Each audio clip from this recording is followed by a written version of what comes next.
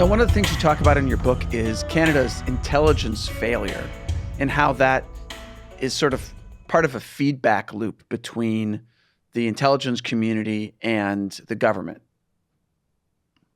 Yes, it could be a very complex answer, or we can simply say, as I indicated before, what if, not even hypothetically, the Liberal Party of Canada is sometimes called the natural ruling party. That's because they've been in power for 80% of the time. We can compare them to the Conservatives in the United Kingdom, who often win. And so in the UK, the Conservatives have been targeted by the United Front more. In Canada, the Liberals more targeted and infiltrated.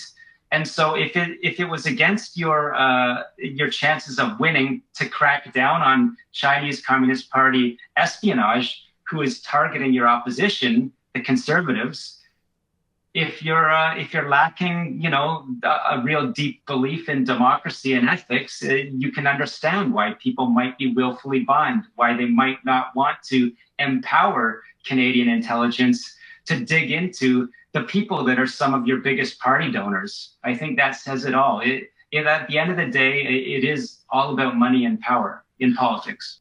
So the Canadian intelligence, they know what's going on, but they're submitting these reports, right? And then the Liberal government doesn't really want to hear them. And so then that kind of affects what they investigate and report on in the future.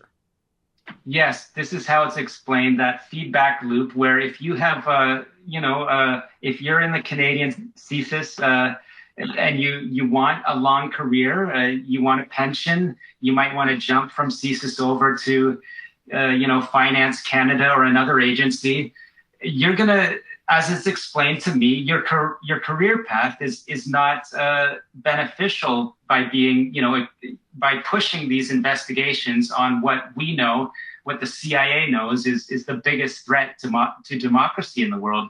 So that's a real concern of what's called, an elite capture, or turning a blind eye to a threat that's the loop extends into the intelligence bureaucracy.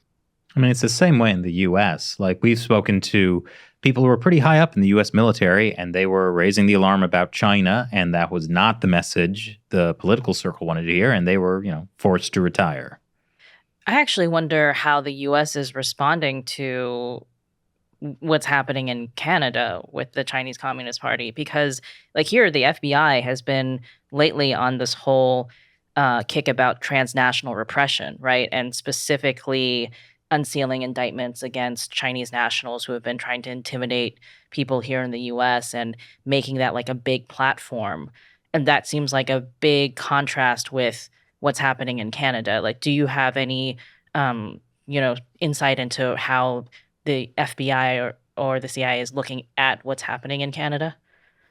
I do. Two great points. To Chris's at first, I would say that there are impediments in the U.S., but your institutions in intelligence and the military are still functioning.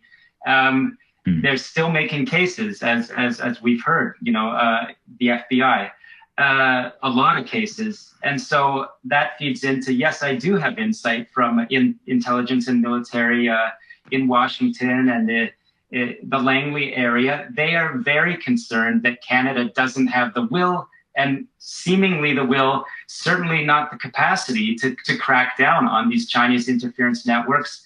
My first edition wrote about a compromised RCMP intelligence official, which the United States has a lot of concern about, and how that that compromise has hurt Canada's intelligence partnerships.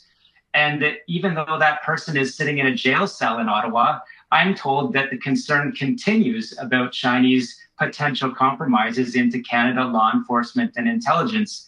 So there's your answer. The United States is worried, and I believe that they want some of the people in. I can tell you for sure, some of the people in my book I've named, the United States is worried about and wants to see targeted.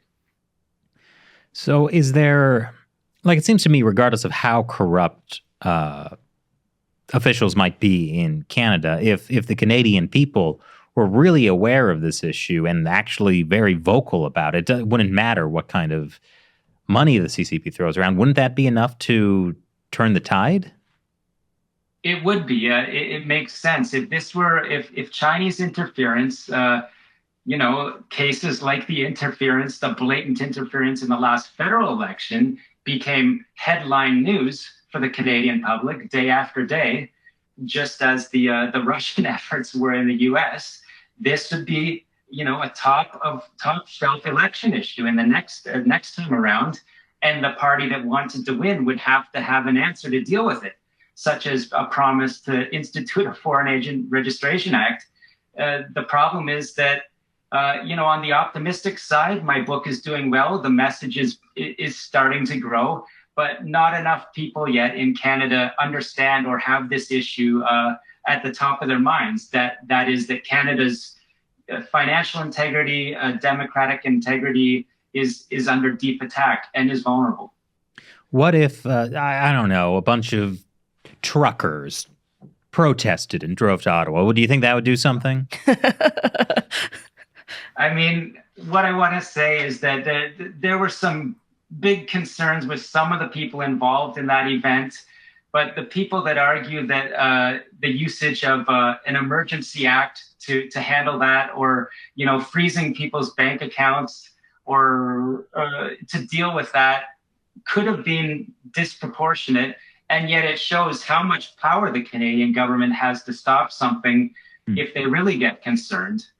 Or perhaps even if some of the people on the other side, they see more as their natural enemies than, someone from an illegal casino that's donating and is involved in the United Front. Those are reasonable questions.